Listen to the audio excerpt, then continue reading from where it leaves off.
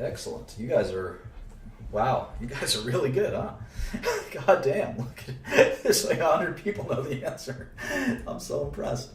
I got to be more advanced than this. Yeah, it's a non-cash expense. Now, it does mean something. It does mean something. But for my purposes, I'm going to exclude it. So I want to know what the real operating, I want to really understand the operating success of this company. You guys are really good. I'm proud. I don't know if I taught you that or you already know it. Either way.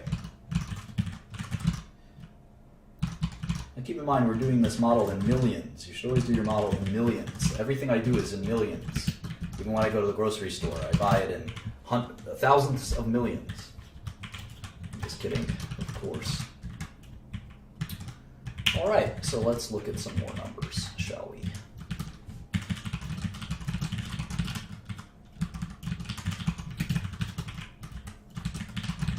Some of you are fast students, I'll say that. How about margins? Let's do revenue growth. These are the kind of the two metrics they always want to look at for any company. Revenue growth and gross margins. Get my microphone a little closer to me here. Move the keyboard away a little bit. Revenue growth. 25% revenue growth, very high revenue growth. We're not doing the blab anymore. It's no co-host worthy. I wish Akil would do it. Akil would be worthy. Margins have been declining. Interesting. Interesting. Oh, I got the wrong thing for margins. There it is. I was going to say, these are low margins for a software company. Margins have been growing. And you see that in a software company, you have pretty nice margins, 60% gross margin. Drugs are about 80-90% gross margin. And this isn't even a full-blown software company. They have some hardware too here. The software margins have got to be really good. In fact, we can calculate that out. Software as a service gross margin, it's going to be kind of a complicated formula. Let's see. SaaS revenue minus SaaS COGS is SaaS gross profit divided by SaaS revenue. 80% gross margin on software. Well, software is easy. You just hire some programmers, right? There's no goods. It's all digital. So the cost of goods sold is just your programming costs. Pretty neat. I like to write adjust, by the way. Write adjust everything. If you guys ever make my models for me, and maybe I'll pay you money to do that, if you're my employee, you have to write adjust everything. I think that's best because the numbers add up like they would add up in addition. If you make them left adjust or center, they don't look as good. That's why all of these numbers are right adjusted as well. That's how they're made. All right, so let's go to the Q real quick. And I'm wondering, these 13G filings are, remember, for owners who own more than 5% of the company. These are the big dogs. These are the big ballas. That's a technical term. Let me write that down for you. When you file a 13G filing, 13G or 13D filing, you are a big balla. So let's see who owns this company. ABS Capital Partners, Stephen Trundle, maybe the CEO or something, who knows. And, Franklin Resources, a big mutual fund. I'm friendly with some of those guys. And you have the 8K filings, which are the current reports. So we see 10K, which we know. Now we know the Schedule 13 filings. Let's look at this 8K. An 8K is sometimes called a current report. So it's any news, any material news. Current report. And you can basically get everything you need just from the SEC filings. So any material news has to be in 8K. And if you look at the actual Form 8K, you can see here, it looks like an SEC form, and it just says, we issued a press release. Attached, please find the press release. Well, here's the press release, and it's the quarterly press release. So pretty simple stuff. And you can see they give guidance. So they're actually saying, for 2016, we expect total revenue of $236 to $240 million. Let's go to our model. Well, last year was 209. So 236 means that's going to be another 20% growth. They expect 236 to 239. Oh, that's less than 20% growth. They're slowing down. In fact, they have to grow only 14%. So they're really slowing down their growth. I bet their margins will still be really good. Let's see. Let's calculate. What do you think their margins would be? 60, it was 58, then 60, then 63. Maybe it's going to be 64.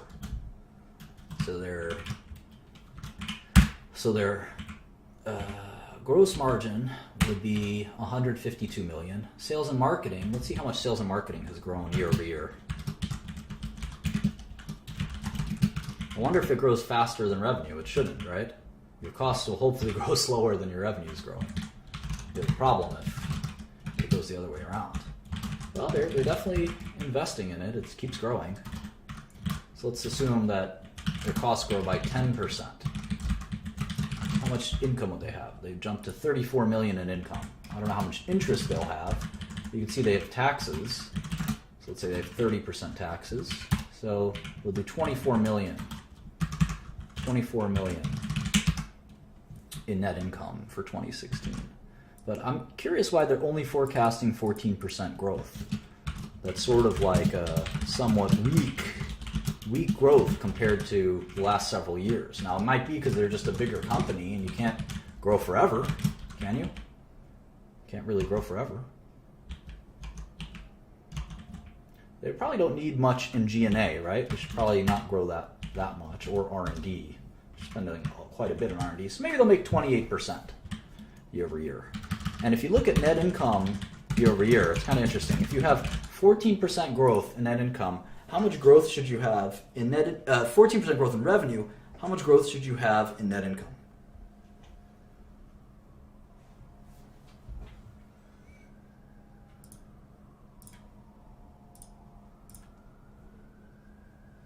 I'm not using analyst ratings. I've never used analyst ratings.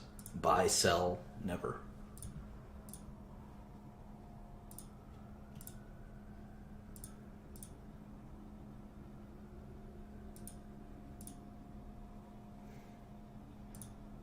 Yeah, it depends on expenses. It should be higher, hopefully, than 14%. That's called, we call that leverage. Leverage. And I'm disappointed that so many of you got this wrong. I'm disappointed that so many of you got this wrong. If revenue grows, so let's say this is 2015. This is 2015. You have 100 million in revenue. And this is your lemonade stand. It's the most successful lemonade stand ever.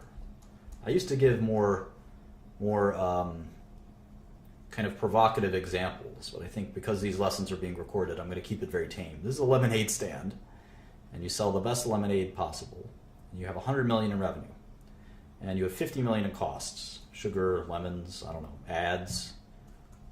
It's a very simple income statement. Very simple income statement. You have Phil Kobe's here. So you have 50 million in profit. Let's say your revenue grows by 10% for 2016. What's your revenue? It's 110 million, right? And let's say your costs only grow by 5%. That's what, 50, help me out here, 52.5 million? Right? So what's your profit? It's 57.5, right? Or there's more than that, it's 67.5. I need a calculator. Hang on.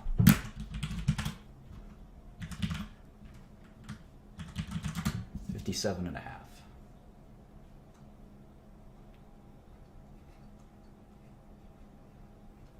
So what is the percentage increase?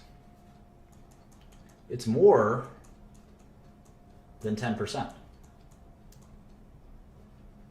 We call that operating leverage. What if the costs grew the same amount?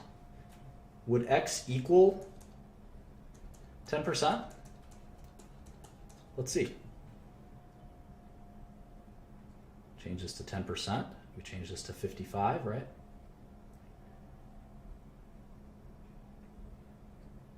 This becomes 55 million. And its X is 10%. So if revenue growth is greater than cost growth, therefore revenue growth will be greater, or net income growth will be greater than revenue growth.